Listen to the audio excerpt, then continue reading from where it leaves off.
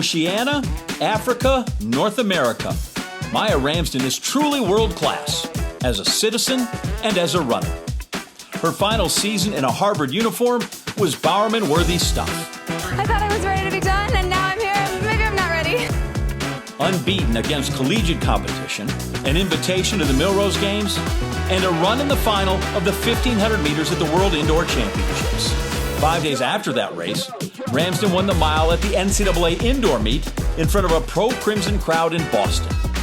And in her final race, Ramsden successfully defended her outdoor national crown in the 1,500, becoming the event's first repeat winner in more than 2 decades. Her time in both those victories ranks second on the NCAA's all-time list. Also impressive, claiming a 7th, 8th, 9th, and 10th Ivy League title. A wicked good season and a wicked good career. Maia Ramsden, a 2024 Bowerman finalist.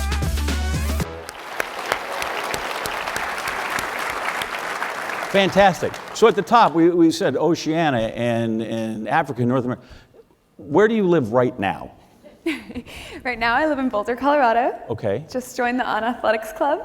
I've got a new team. Love my old team. Love my new team. Life's good. And where are some of the other places that you have lived? Because like filling out credit applications must be hard. I've been denied.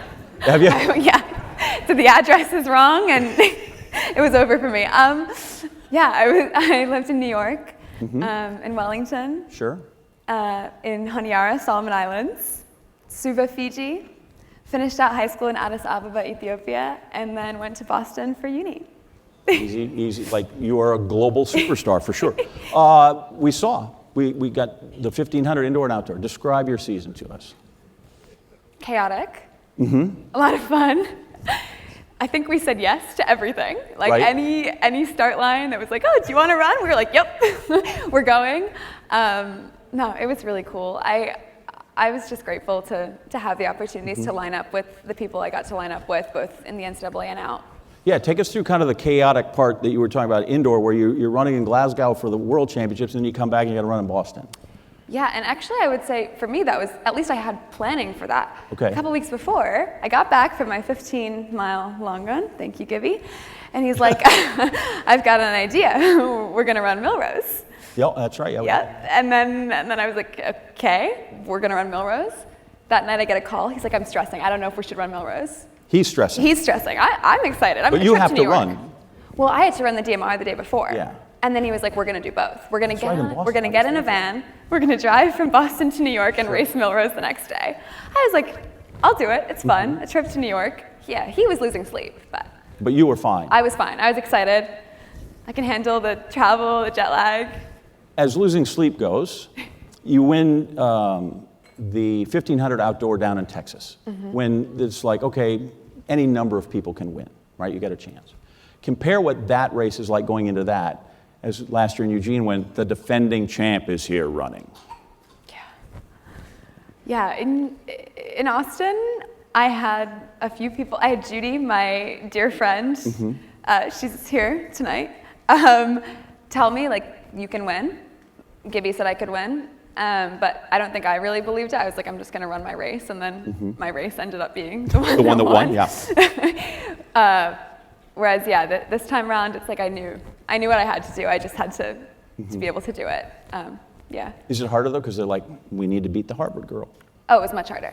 Yeah. So much harder. I was more nervous, which I didn't think was possible. Yeah, I was definitely more nervous this year. The race went out so slow. It was a little brutal. Yeah, but that changed. They went out quick in the Olympics when you ran there. Yeah. How'd that go? Yeah, that went well. It was a bittersweet ending, but it was just a dream 10 days, so. Yeah, I mean, 4:02 in a national record is not terrible. Not bad. In addition to like 50-mile runs, what else would you like to thank Gibby for before we throw it over to her and find out? Oh,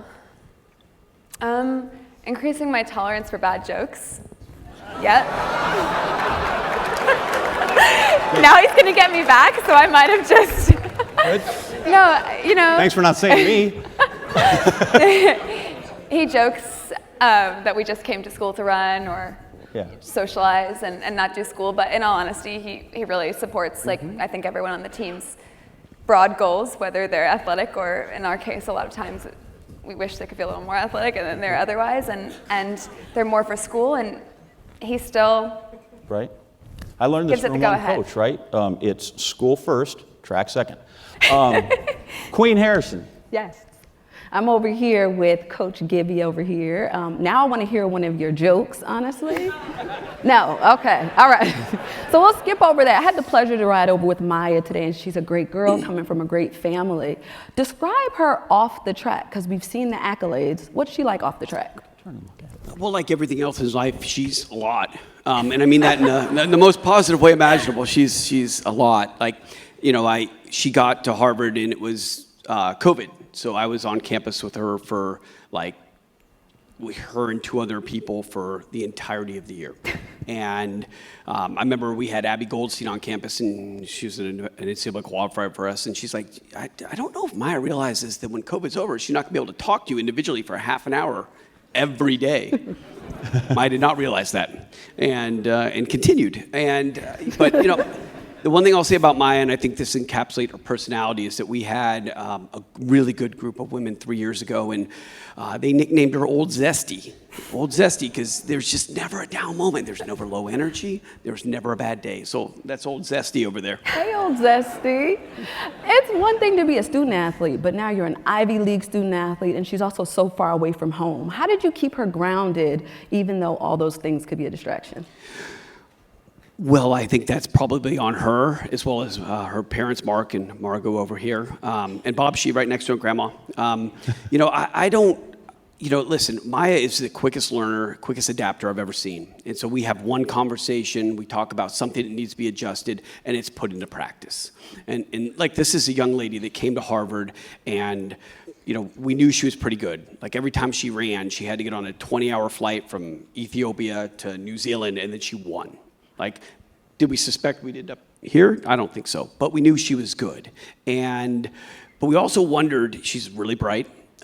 She's into a lot of things. I think her sophomore year at Harvard, she was president of the fashion magazine, Fig. I don't know if I'm getting the title wrong. I'm not into fashion. You could have fooled me. I was given strict marching instructions. No hat, so I feel naked. But anyways, with her, you know, it was one of those things where, like, her entire story arc at Harvard, it was learning and adapting. That's where she got where she was. And she did an amazing job. Well, let's go back over there to Miss Zesty and John. Yeah. See what else I got to talk about. Sounds like a boat, Old Zesty. Got there. Troll for salmon. Okay, so I have these questions. I mostly have nothing to do with track. Okay. You ready for this? I'm ready. So you're in Boston, right? Mm-hmm. Red Sox, Bruins, Celtics, or Patriots? How terrible is it for me to say I've never been to any of the games? I went to a Celtics game in Texas, so I'm going to go Celtics. All right, good. How about, will you prefer the All Blacks? Yeah. Can you do the haka? No. Okay, we won't put you on the spot. Was there an athlete at the Olympics that you crossed that you had to, like, just go, like, be cool? I was lined up, like, my hip number was next to Faith Kipyegon, so that was pinch me. I was like, oh, she's got the pink defending champ bib, and hey. Yeah, I could see that. That'd be a bit of a moment, for sure. Give me a kid's movie that scared you. A kid's, I like Coraline, but it's a little creepy. All right, good. What's in your fridge right now? Not a lot. We tried to finish it all before. Moved out, good. Some apple crisp that someone made a few weeks ago. Bread. A few weeks ago. Yeah, I'd stay away from that. We're learning. It's our first time living off campus, you know? So Harvard people are really smart. This is for the rest of us. Give me 3 things you can do with a book besides read it. Right now, it's like a shelf in Perfect. my room. Love it. Yeah, it can prop up stuff in my house. It's kind of the same thing. Keep a door open. Yeah, a lot of exactly. Stuff. You could write in it if you wanted to. Which teammates would be in your band? Like current teammates or Harvard teammates? Harvard teammates. Unless you want to borrow somebody from Berkeley School of Music in Boston. No. It's hard to choose from. There's some Okay. good ones. All of them. We could do an orchestra. What a cop-out. Do they drive on the left side of the road or the right side of the road in New Zealand? I'm so bad at my left and rights. Whatever the opposite of here is. That's the left.